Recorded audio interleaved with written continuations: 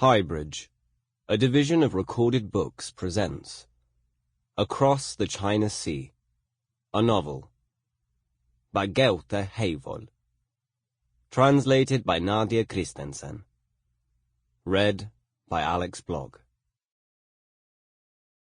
Part 1. 1. In the fall of 1994, while clearing out the house and emptying the writing desk in the living room, I discovered the contract Papa had signed that evening in February 1945. I also found a number of other papers related to caregiving, among them my own letters. There were 3 photographs of Mama, too. One of her standing in front of the Parliament building, another in front of the Royal Palace, and a third beside the bronze lion outside the Kunstnernes Hus art gallery. Except for the pictures which were tucked inside Mama's confirmation Bible, everything was in a brown envelope that had been taped shut. On the envelope were the words, caregiving papers. It was Papa's handwriting. The contract had been drawn up by the Stavanger Child Welfare Office and signed in duplicate. It stated that Mama and Papa agreed to provide care for 5 mentally disabled children, for which they would receive 80 kroner a month per child. Perhaps they got the same amount for Josef, Mathiasen, and Christian Jensen. I don't know. Perhaps it was more. After all, they weren't children. The document went on to say that child welfare would pay for clothing and footwear, as well as for potential doctor visits and medicine. Furthermore, Papa and Mama promised to provide the children with sufficient healthy food, give the children a good, secure place to sleep in their own beds, keep the children clean and neat, adapt the children's work to their ages and abilities. That was all. 4 points. The children's names and birth dates followed: Lily, Niels, Orling, Ingrid, Sver.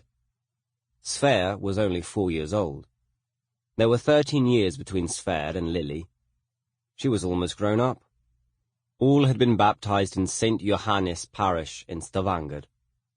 Required termination notice, 1 month. The contract was yellowed and full of spots. Snowflakes had probably melted on the paper while Papa signed it by the light of Mathiasen's old miner's lantern. Papa's shaky signature. The Stavanger Child Welfare stamp, and the date, February 17th, 1945. I remember that it was snowing. There was a cover letter, too. It described the living conditions of the 5 children before they came to us, and was based largely on a child welfare report. The letter was typed on 1 A4 sheet of paper and attached to the contract with a paperclip. Rust from the paperclip had rubbed off onto the page. The typewritten words were faint and unclear, so I stood by the window to read them. It was like taking a deep breath. And then, the 5 children had been taken from an apartment in Stavanger, near the gata, or street, known as Strandgata, on December 22nd, 1944, after several people had independently expressed concern for the strange, large family. They said you could smell the stench from the apartment the moment you entered the building, so just before Christmas the Stavanger Child Welfare Office sent an inspector to investigate. When he knocked, one of the children opened the door. I imagine it was Ingrid, because the report stated that several of them had inadequately developed language skills. It must have been Ingrid. After all, she had never been able to speak a word. Perhaps she stood in the doorway licking her lips. Perhaps she howled softly. Perhaps she made a deep, dignified curtsy the way Lily had taught her and stepped aside. The report was written in ink by a man named Årstad. He had knocked on the door and taken off his hat when he entered. Afterward, he went home and wrote that during his 13 years with Stavanger Child Welfare, he had never seen anything worse. He was the first to liken them to animals. Inside the apartment, the foul odor was almost unbearable, he wrote. Garbage and trash of every sort, filth, mouse-eaten mattresses, mildewed curtains and newspaper covering the windows. stinking, utter chaos. The man of the house, stonemason Hertinius Olsen, slumped apathetically in a chair while the children crawled around his feet. The children's mother, Rebecca, stood in a corner of the room, apparently trying to put together a meal, or perhaps she was trying to hide the fact that there was no food in the apartment. Perhaps she was ashamed. The report further stated that Hertinius and Rebecca Olsen, who, like their 5 children, were described as mentally disabled, had not managed to use their ration cards properly.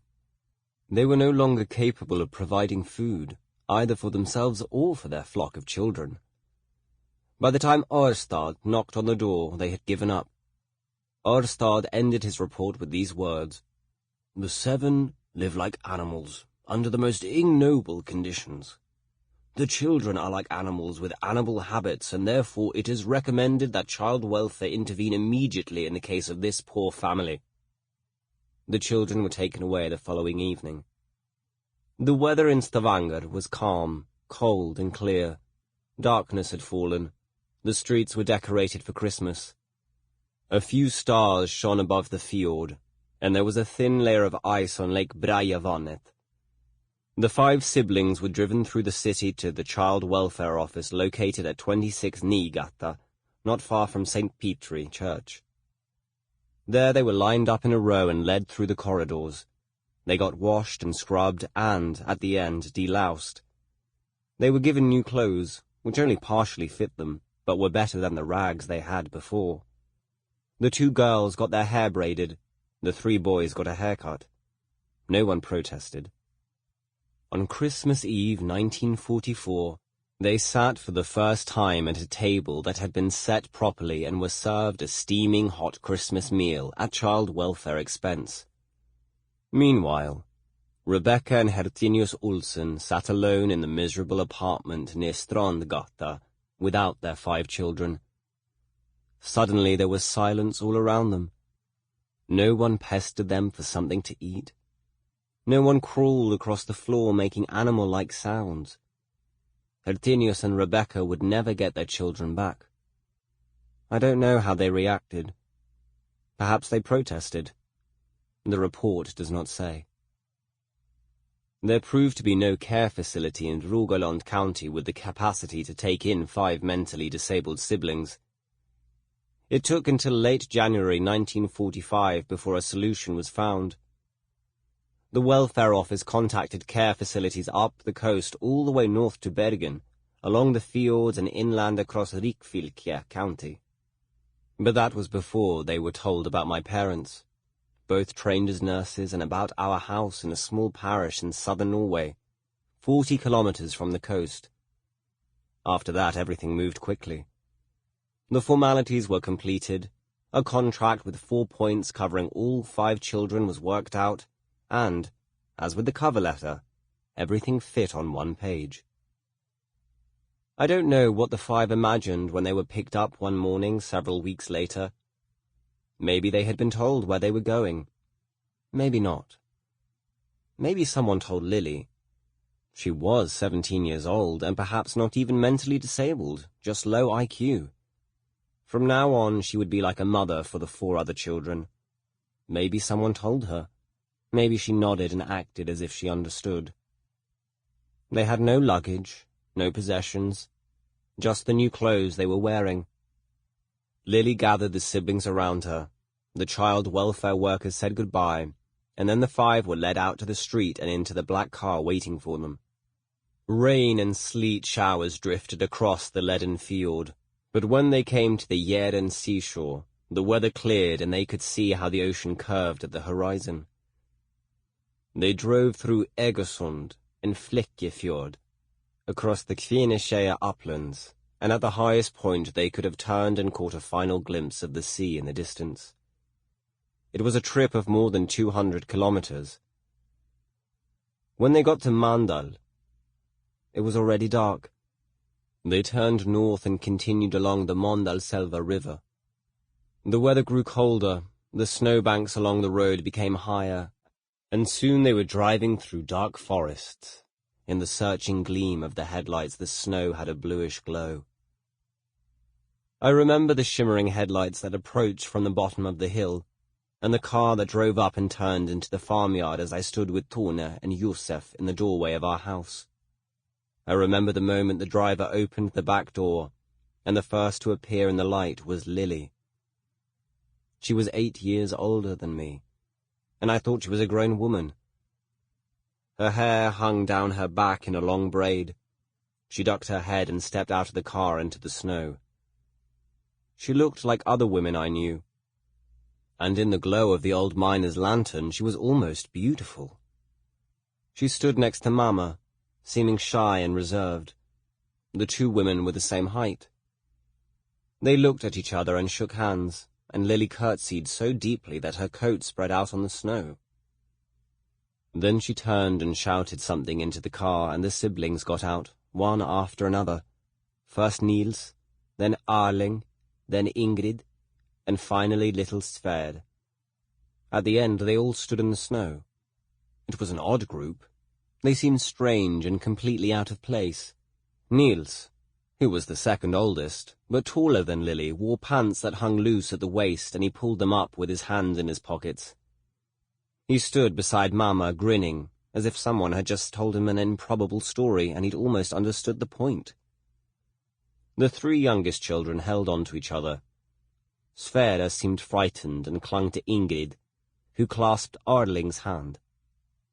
Ingrid's mouth was half open, as if she were screaming or laughing.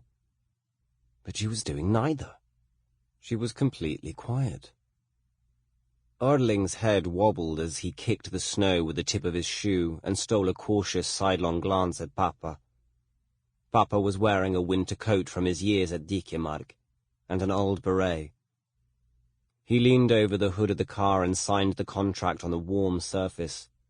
Then he gave a copy of the contract to the driver, and afterward he rubbed his hands together. I saw the snow swirling in the glow of the miner's lantern. "Is it them?" Tone whispered. I nodded. "It's them," I said. "They're here now." I felt a cold draft on my feet. Papa took a few steps forward, and Mama stood next to him in the well-worn sweater Anna had given her. The bluish-white light from the lantern surrounded them like a heavenly glow. It made me think of the wedding picture hanging above the piano in the living room, in which Papa has his hands behind his back and Mama sits in front of him on a chair with her bouquet in her lap to hide the fact that she is pregnant. They are both smiling in the picture. They now stood with their backs to me as the headlights of the stranger's car lit up the ash tree. I could see a little of the hay barn and the snow-covered fields that gently rose and fell until they disappeared at the edge of the forest. Snow drifted down from the vast, dark heavens. I heard Papa's voice as he leaned toward Mama and said something only she could hear, and none of us had the slightest idea of what was ahead. 2. When Papa was 20 years old, he left home to become a deacon, a profession that combined nursing and social work.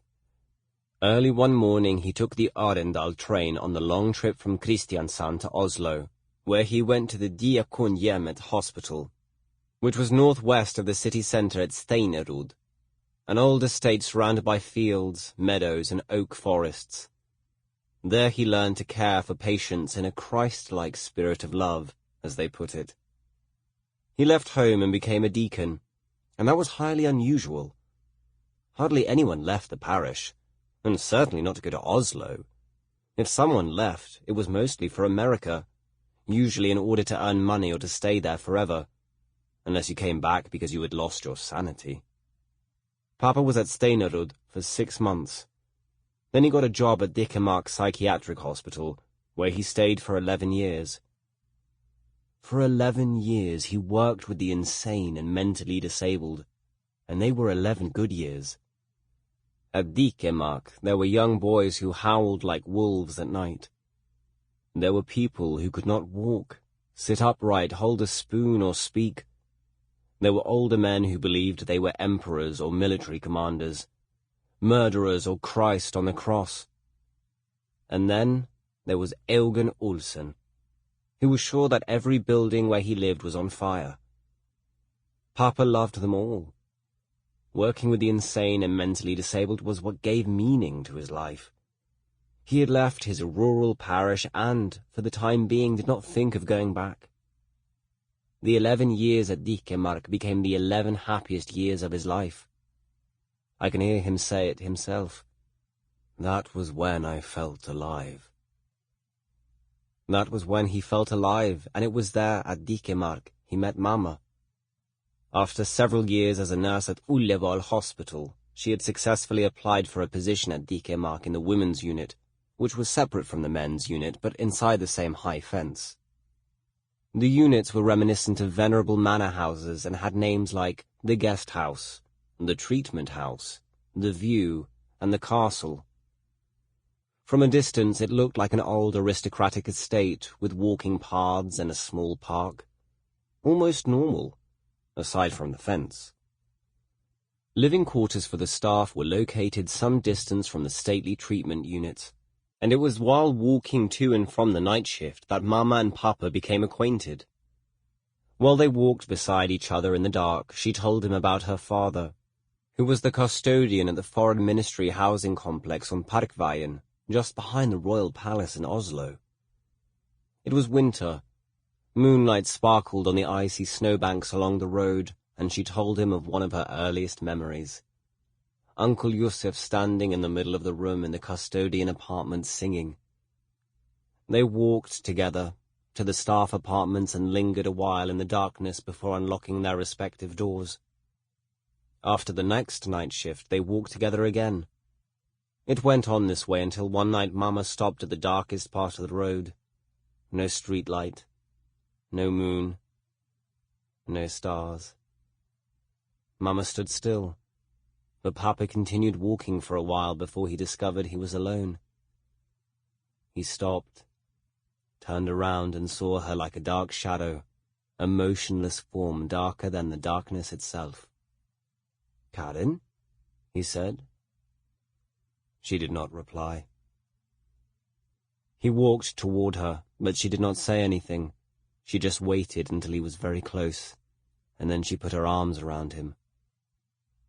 One of Mama's earliest memories was of Uncle Josef singing. Later, Josef would be sent to a care facility in Røyken parish, and Mama began to take singing lessons from a woman in the Frogner neighborhood in Oslo. She planned to become a singer. She was encouraged to practice, and told she could go as far as she wished. But when her mother died, Mama stopped abruptly.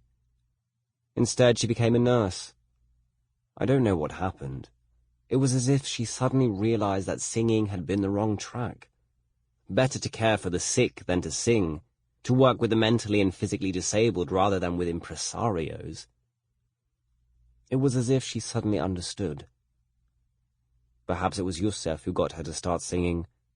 Perhaps it was because of him that she bought a large black Steinway concert piano with her inheritance from Grandma. And perhaps it was memories of Uncle Josef that made her think of applying to Dikemark. Uncle Josef was mentally disabled, after all. My great-grandfather had been a coach driver at the Granfossbrug paper mill in Lysaker. People said Josef fell out of the carriage and hit his head and hadn't been himself since. He had been talented, no question about that. Then he fell, his head struck a rock, and he became a different person. In school he was quickly labeled mentally disabled, but one thing did not change. His deep, resounding singing voice. While still living with his father in Oslo, he sang in the Hope Chorus, which had gone on a concert tour to the city of Trondheim. Exactly where they performed no one knew for certain. Uncle Josef could not say much about the trip aside from two memorable events. In Trondheim he met a woman whom he called my young bride, and he saw the midnight sun above Nidaros Cathedral at 2 o'clock in the afternoon. Josef was there in the doorway with Tone and me that evening in February 1945 when the siblings from Stavanger stood by the car in the snow. He had come downstairs from his room, which was above the entrance to the house and overlooked the ash tree. He had put on his uniform jacket, but had forgotten the medal for courage. Now he stood barefoot on a rag rug and saw the same thing we did. "So these are the new crazies," he said. The siblings looked as if they had travelled twice across the Atlantic like Jensen and Mathiasen, who by now had gone to bed upstairs. Lily lined up the children, from Nils, who was the tallest, to Sverre, who was the smallest, and Papa shook hands with each one. They bowed politely, except for Arling, who just wobbled his head, and Ingrid, who curtsied almost as deeply and elegantly as Lily. The whole time the driver had stood shivering. Now he got into the car and started the engine. The headlights came on, and again I could see the fields and the edge of the forest where the pine trees seemed to stiffen in the sudden light. Papa glanced towards the house and saw Josef, Tone, and me standing in the doorway. A thought seemed to cross his mind. He gave us a little smile and for a moment appeared almost ashamed, as if we had seen something we must never reveal to anyone else. The driver turned the car in a wide arc. The headlights cut through the darkness straight into my eyes, and the night smelled of snow and exhaust fumes as we heard the car disappear down the hill. For a moment we were all left to ourselves. Papa carefully folded the contract. Mama swung Mathiasen's lantern. "We'll go inside now," she said. Mama went first, holding the lantern in her hand. Papa was last with the contract sticking out of his coat pocket, and between them, the whole flock of siblings came walking toward our house. 3. Papa had always intended to move back to his childhood parish, despite the happy years at Dikemark. And after almost 12 years on the east coast, he thought it was finally time. He'd had his 11 happy years. He had married a girl from the heart of Oslo who was also a nurse, and several months after the wedding their first child was born. I was born in the autumn at the maternity clinic in Asker, and at first I slept in an old orange crate that once had been shipped across the China Sea. Papa had found the crate in the attic above the men's unit, along with old sedan chairs, straitjacket beds, and other paraphernalia from the past. I don't know why he took the orange crate, but he was allowed to keep it, and Mama made it into a baby bed. The same autumn we moved into a larger apartment in Drengsrud, not far from the Dikemark Asylum, and I lived there for the first years of my life. I remember a few incidents from that time, but beginning with the war, I remember almost everything. On April 9th, 1940, the day the Germans invaded, there was still snow on the ground after a long winter. My shoes were dirty. I stood in the yard outside the staff apartments and threw snowballs at the German planes that swooped in low over the mountain ridges. I remember the Steinway piano, but I don't remember Mama or Papa or anyone else playing it. The piano stood against a wall with the cover closed over the keys, and Mama said it was much too heavy to be moved.